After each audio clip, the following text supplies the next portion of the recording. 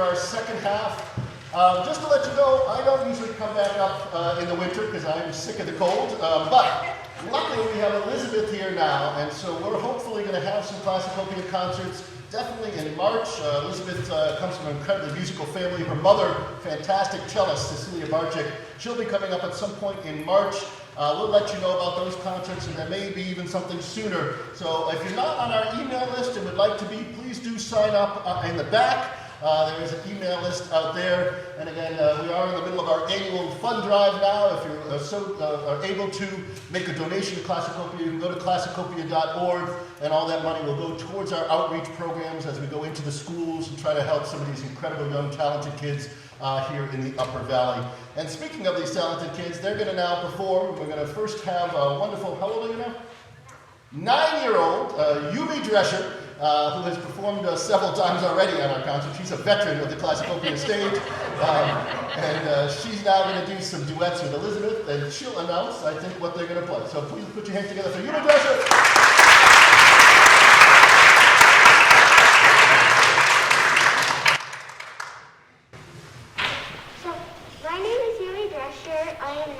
I just turned 9 years old. I am going to be playing 2 duets with Elizabeth Borowsky. First we're going to be playing A Little Town of Bethlehem, and then we're going to be playing Jingle Bell Rock.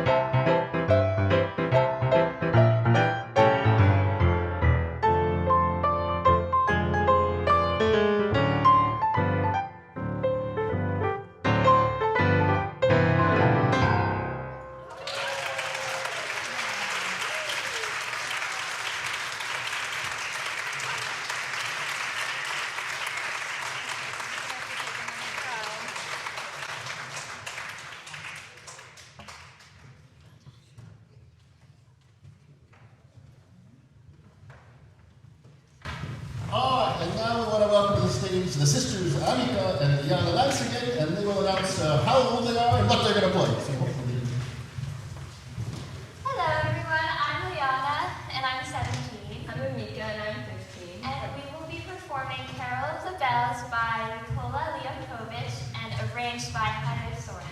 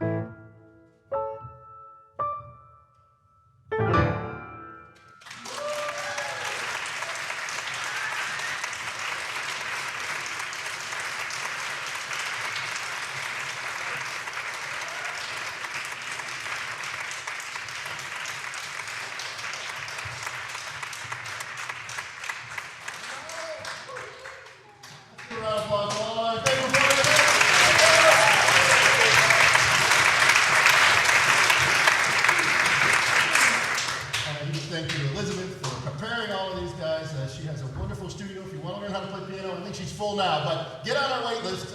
She is worth it, every penny of it. And I did also want to mention, I want to thank Paula Gray, who is our volunteer taking the door. She's also the coordinator of our volunteers. If you would like to be involved in Classicopia as a volunteer to help take the money at the door, or to take part in refreshments when we do house concerts, please do talk to Paula or send me an email. I can hook you all up. And we'd love to have you involved in any of that. And if any of you happen to have a nice grand piano in your house and you'd like a house concert, we're always looking for new places to play concerts. So send me an email. Last night we were playing at a beautiful home in Hanover, and these house concerts really are just a great way to see this kind of chamber music. You have a little food, a little drink, and so let me know if you're at all interested in hosting one of these programs. All right, we're going to get to the Tchaikovsky, which is really the meat of this program, but we have two more short arrangements we want to do. We're going to first do God Rest Ye Merry Gentlemen in a kind of Latin arrangement arranged by Joel Rainey, and then a very sweet version of Gesu Bambino, which actually is a song that's a fairly recent song, written in 1917 by an Italian composer named Pietro Jan, based upon the tune Adeste Fideles, O Come All Ye Faithful, but with a little bit of ornament to it. So here's two more Christmas carols. Please welcome again Elizabeth Borowsky.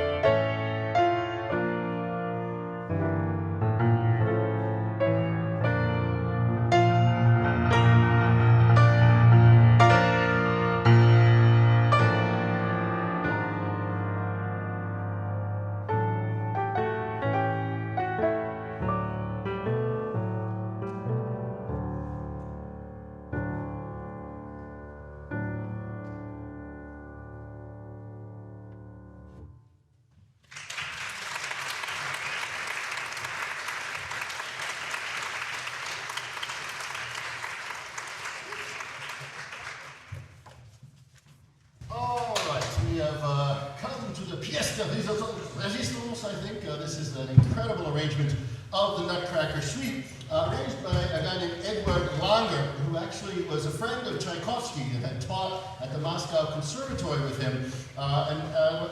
When Tchaikovsky wrote this ballet a year before he died, it was not a very big hit. It sort of failed. And Langer was worried, actually, that this music would fall into oblivion. And he thought the tunes were so good. And at that point, there was no recording. So the best way to get the music out was to do a four-hand version of it so that the people, or most of the people who had pianos, could learn how to play it. And so he made this incredible arrangement where you really hear the whole orchestra version in these four hands and all the colors that it's very hard to do.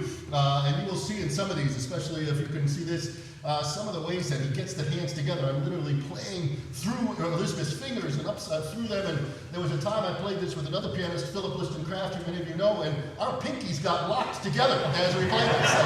I'm hoping that won't happen. It's so finely put together. It's just an amazing arrangement. Tchaikovsky was born in 1840. I'm very close to Tchaikovsky. Many of you know I went to law school and dropped out. Tchaikovsky did as well. He actually made it through, but hated every minute of it, and decided that he was going to go into music. And fortunately for him, in 1862, when he was 22 years old, a new conservatory opened up in Russia, the first conservatory ever, the St. Petersburg Conservatory. And he was one of the first students from the first class to enter that, and was such a wonderful student that after he graduated in 1865, Moscow Conservatory opened that year, and they hired him to be the composition teacher at only 25 years old, but he was such a good composer already at the time.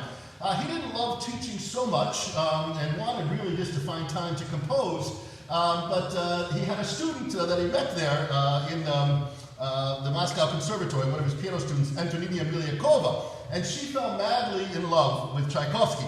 Tchaikovsky was not in love with her. We know now Tchaikovsky was actually homosexual, but he was also writing an opera at the time, Eugene Onegin, in which a woman sort of says that she's going to kill herself if she doesn't fall in love, and bad things happen. And I think he was worried that art, life could imitate art. And so he actually did agree to marry her. She had threatened to kill herself if he did not. 6 weeks after the marriage, he tried to kill himself. Jumping in a river, he was pulled out, but that marriage was destined for nothing good. She actually sort of ends up in an insane asylum. I think there's a great movie to be made about Antonina Miliakova at some point if we do some more research. But ultimately, after this sort of debacle, soon afterwards, he gets a letter from a woman he'd never met. The Countess Nadezhda von Meck was her name. She was a very wealthy widow. Her husband had made lots of money, I think, in railroads. And she had loved listening to some of the early works of Tchaikovsky and somehow knew that he didn't really want to be a professor at a school. And she offered to just pay him a yearly stipend, quite a lot of money, just so he could compose music. And she said she only had two caveats. One was that they could never meet. And in fact, for 15 years, she paid him every year, and they never did meet. It's not clear why that was the case, but that was one thing she wanted to make sure that they never got met. The other thing she said is that she wanted to get letters back from Tchaikovsky about the process of composing. She was fascinated what it was like to compose music, and because of that, we have some amazing letters that Tchaikovsky wrote about the inspiration that would come to him and the work that he had to do. And one other thing that he talked about was that there's a sort of equal part of inspiration, but also really hard work that goes into it, as we would figure. One of his great quotes is, "Inspiration is a guest that does not willingly visit the lazy." He worked very hard to get his work out there, and he also knew that he would almost go insane if he didn't. He said, "Truly, there would be reason to go mad were it not for music." Ultimately, he ends up writing all these wonderful ballets, and in 1891, he gets invited to come to America, just like Strauss had done earlier, to be the conductor at the opening of Carnegie Hall in 1891. He was the first conductor there, and he loves that experience of coming to America and conducting. In fact, a lot of the Nutcracker was written while he was on the boat coming over to America. He had some of the great ideas there, but he wrote to his brother after he got to America. He said, "I was accorded a very warm welcome here, with the local papers all running my portraits and writing stories about me. It looks like I'm even more popular here than I am in Europe. I'm a big shot here, I really am." There are things people in Moscow have hardly heard about, while here in America they're played and written about several times a year. For example, my overture to Hamlet, which they've never once played in Moscow, is very well known in America. And he went on to talk about how friendly the people were. He said, "These Americans are absolutely amazing. Their sincerity, generosity, friendliness, and desire to please are absolutely out of this world. Nowhere but in Russia have I ever seen so much love for foreigners. The American way of life is really good for me." And he actually contemplated staying here. Probably too bad he didn't, because unfortunately, when he goes back to Russia, a year later he finishes writing his Nutcracker, which again is not a success when it's first performed. And then in 1893, just a few months after that, during a cholera epidemic, he drinks some bad water and dies. There are some think that he sort of did that on purpose and that he was sort of killing himself. We don't know that for a fact. But it was way too short a life, only 50 years old. One of the great melody writers of all time, and this is one of the great works ever written. Here's the Nutcracker Suite by Tchaikovsky, arranged by Eduard Longer.